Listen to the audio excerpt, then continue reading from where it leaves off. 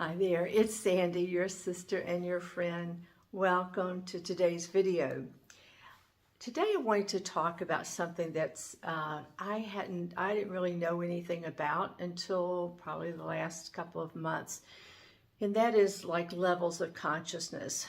What is three-dimensional, four-dimensional, fifth-dimensional consciousness? This has come to it's been showing up in some videos I've been watching, and it's really come to mind because there's so much that has happened in the cosmic realm in 2025 that I think all this is coming to the forefront for a lot of us. In last month, this is March, mid-March 2025, mid-April 2025, and in March we had a total lunar eclipse, we had the spring equinox, and we had a partial solar eclipse. And it has felt like the earth itself is shaking, that there's just a whole lot of things going on. And honestly, for me, it has felt like time is just speeding up. And before I can actually get my mind around what's happening with one thing, 12 other things have sprung up, either in the political spectrum, in the social system, or education, or somewhere there's something else to look at. So it feels like everything is shifting, and that the earth itself is shifting, and we're shifting right along with it. So even though I really don't understand a whole lot about these different levels of consciousness, I do feel like there is something happening, and so I've studied it just a little bit, and so I wanted to share with you what I have gleaned thus far. And I do think it's a matter of us, it's a shift in consciousness. I don't know that it's really a shift in going to a different space, or a different realm, I should say, as much as it is just operating here on the earth with a different level of awareness. And it feels like that, for me, it feels like that the more I am open to raising my level of consciousness, that I actually help the earth in her ascension in consciousness. And as she ascends, that actually I ascend along with her. So it feels like that my consciousness and my desire to raise my level of consciousness is tied to the earth, and hers is tied to mine. And as we do the work that's required, as you'll see here in a minute as I describe these, as we do that work, we actually help really all of humanity, all of creation, to raise in consciousness along with us. And there's a website that I found that's called foreverconscious.com, and I'll put a link to that article there. And I've just basically, from what I've read and heard and have actually kind of experienced, I'm going to describe that to the best. I'm going to read these to you. If you're talking about three-dimensional consciousness, it's seeing the world in strictly a physical way. It's a matter of us believing that we're separate from every other person and every other thing in the world. Our physical and bodily characteristics define us. We identify readily with our job, our role in our family, and what we own. We see the world as a competition because we don't think there's enough of whatever that is to go around for everybody. We rely on our five senses to tell us how to navigate life, and things in the world are seen as either good or bad, and there is no desire to look for deeper meanings in life's circumstances. It's just kind of a dog-eat-dog world, and everybody's out for themselves. Now, four-dimensional consciousness is seen by some as a gateway to 5D consciousness. So when we're living in the fourth dimension, we begin to see the connectedness of all things. We realize that we can shift the way we perceive things So even though we may still see things as good and bad, our perception is more nuanced because we're more compassionate. We begin to care about how our choices of food impact our bodies and how our lifestyle choices impact people around us or animals and plants around us and our environment. We're more introspective and interested in the deeper meaning behind life's synchronicities. We believe life is to be enjoyed and often tune into the sixth sense of intuition to help us navigate life. Now, when we move into five-dimensional consciousness, we begin to see that we are all one with our Creator and with each other. People and things in the world are not seen as good or bad because we're all connected. Every experience has a deeper meaning and a higher purpose. Love is the highest calling, and we no longer judge each other. All beings are equal. We value authenticity and allow each person to be on their own journey to truth. We desire to live in peace with all beings and seek joy in life's circumstances. The universe is seen as providing enough for everyone. We have a deep love for the earth, the stars, and angelic beings.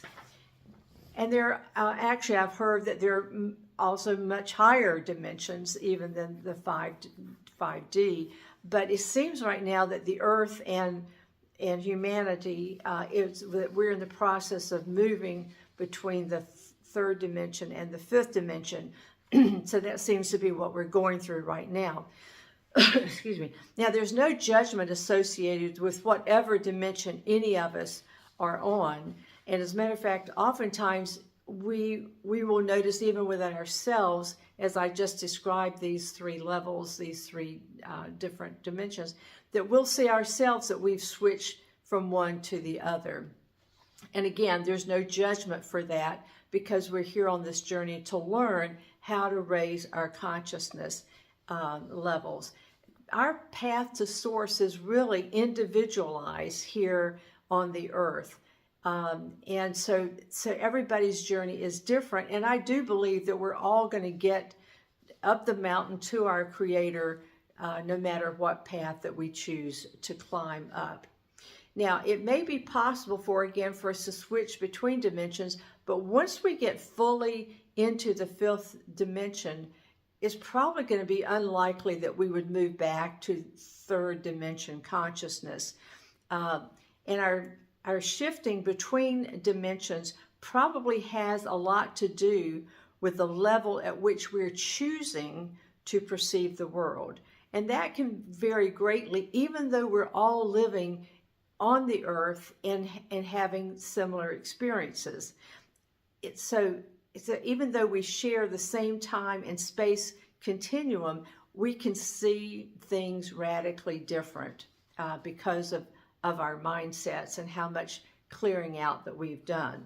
Now, I feel that what has opened me up to wanting to live at higher consciousness is having a consistent daily practice of meditation and a focus about being mindful about whatever experiences I'm going through with whatever you might consider to be problems or challenges. And the third thing is being grateful for all things. Now, whatever is happening to me or for me or in my life, I'm seeing that it's for my highest good. So meditation and mindfulness and gratitude really help me take responsibility for whatever emotions come up that need to be looked at and to be released. So as I drop limiting fears and beliefs, I have more space for perceiving things differently or for seeing things that I never saw before at all. Like really that I didn't know they were even there. And I think as I live with the expectation that I'm going to see more things, my eyes open up that actually enable me to see things. And in other words, I'm granted greater vision as I expect to receive greater vision. So therefore, I start to look for a deeper meaning in daily experiences. And those things might be, am I feeling energy flowing in my body just from exposing myself to the morning sky? Or do I feel the roots of my beingness intertwine with the roots of this tree, my favorite tree, or any other tree that I'm standing in front of? It might be, how can I bless the person who I'm just happen to pass on the street or in the grocery store? It could be about having something come up recently. What are these medical procedures revealing to me about hidden fears? So it feels like the next step after letting go and making space for more, for a higher level of consciousness, that what I really need to be able to do is to integrate these higher energies that I start experiencing, to be able to integrate those into my body. And what I'm finding, which is kind of a surprise to me, is that the integrating these higher levels of energy happen to be associated with using my imagination more. I started a few months ago to volunteer at a local hospice, and I sit with a lot of patients who don't have family members with them who are actually at the stage of their life where they're not able to communicate verbally anymore. And so as I sit by their bedside and spend time with them, I have started realizing that it feels like we're communicating telepathically. And that's not something I felt that I had done before.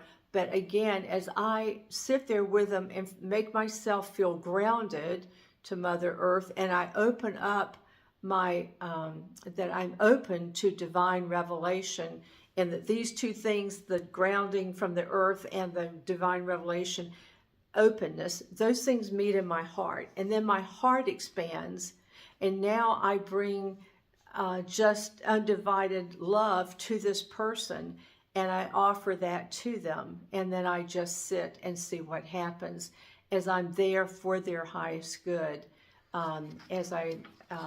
That I just sit and I'm open to whatever it is that our Creator wants me to experience with them. Again, it's for them to get to know that they are greatly loved.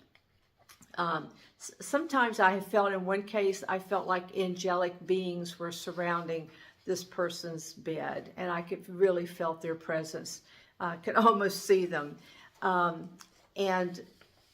So another example is that, well, these two things happened to me. I'll just share them with you. One is that I had awakened one morning and I started having cold symptoms.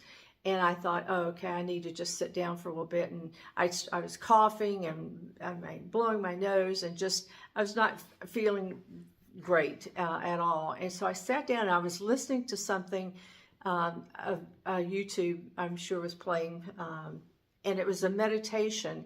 And as I was in the process of falling asleep, I was listening to this person talking about being surrounded by this violet light. And then, and I think this was that I was still listening, but I'm not actually certain anymore whether this was just my experience. And so I invited other people, my family and friends, you guys, into this circle of violet light that surrounded me. And as we're standing in this circle, we invited golden light to come down from heaven over us. And this was a healing light. This golden light was a healing light. And as we just received this healing light, and we were laughing and giggling with each other, and it was just such an enjoyable experience. And then I woke up. This whole thing probably happened like in 15 minutes. And when I woke up, I didn't have any more cold symptoms. I was kind of baffled. I was like, well, I feel great. I'm going to get up. So what I was imagining that was happening was actually happening. and I was getting healed from these cold symptoms.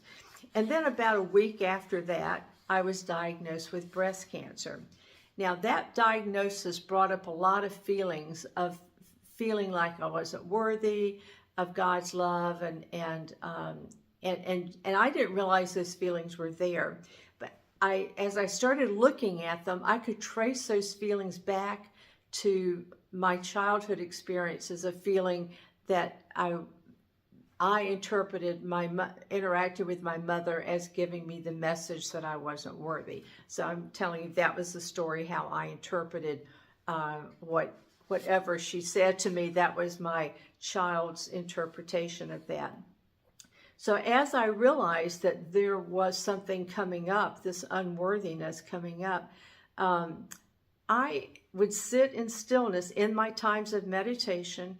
I would sit there and I invited this little girl, Sandy, to come in and for me to hug her and to love on her. And there was a lot of tears that I shed as I experienced had this experience with my inner child. And then after several days of sitting with her, she invited our mom, the young mom that was my mother, who was her mother, who was when she was young.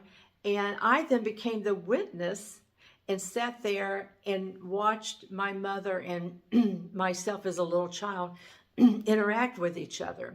And my mother loved her and hugged her, and excuse me. And so I was there observing their forgiving each other and loving each other.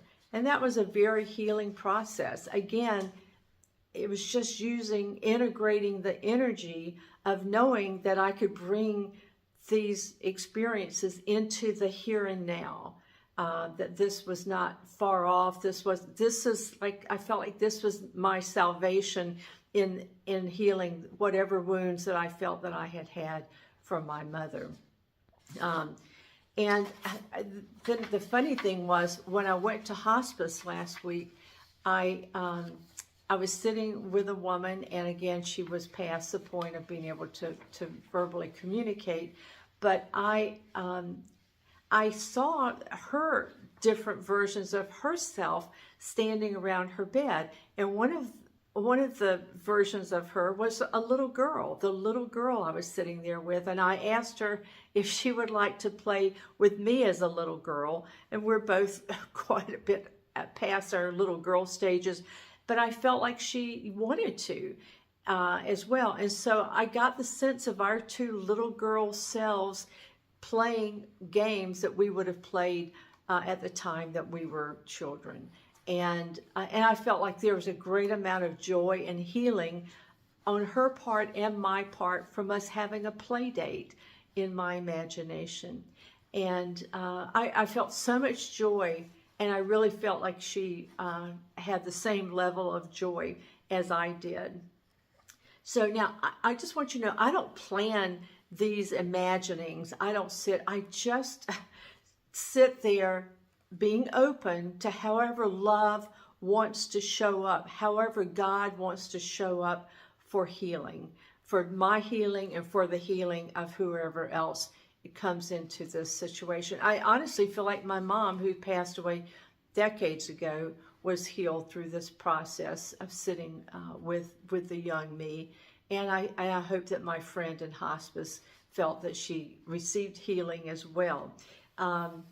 So these have just been two of my recent experiences, and I have such a wonderful sense of how radical God's love is. That is really, if I had some imagination going on and I didn't feel like it made me more open to God's love, I would have to question if this is really integrating a higher energy level. But that has been the outcome for me. It's been a sense of relief and freedom and more love, of experiencing more divine love, knowing myself more as a creator, a co-creator with God, of creating these loving experiences while I'm still here on the earth. I feel like this is bringing the kingdom of heaven to earth, that's what this type of experience has been for me. And I'm not giving this as some kind of a formula for anybody else to follow. Again, we're on our own journey. I'm just sharing this with you because you might just say, well, okay, Lord, I'm just going to sit with you, and whatever you want for me to experience now, I just want you to know I'm open to it. You know, I just feel like God always meets us wherever we are, and offers to us whatever it is that we're open to receiving from Him. And your journey is your journey, and I want to say it's perfect. Wherever you are right now is absolutely perfect for where you should be. And I don't like to use the word should, but it is perfect for you. And you just decide what it is when you want to be open. Again, you might go back and think about having a daily meditation practice, really being filled with gratitude for what's going on in your life. You know, just naming 3 things every day that you're really grateful for. Gratitude changes our heart so much. It's just amazing what that will do. And then just with the expectation, being mindful about whatever is going on in your day. I just know that all things are possible with God. That's what Scripture says. And I feel like as we're moving to higher levels and things are getting shaken up and we can't depend on anything outside of us, we turn inside. That's where the kingdom of heaven is, and that's where we're going to find all the answers. So I love you so much. Thank you so much for listening. Be blessed, and go and enjoy the rest of the day. Subscribe if you haven't. Hit the like button. I love you so much. Bye-bye.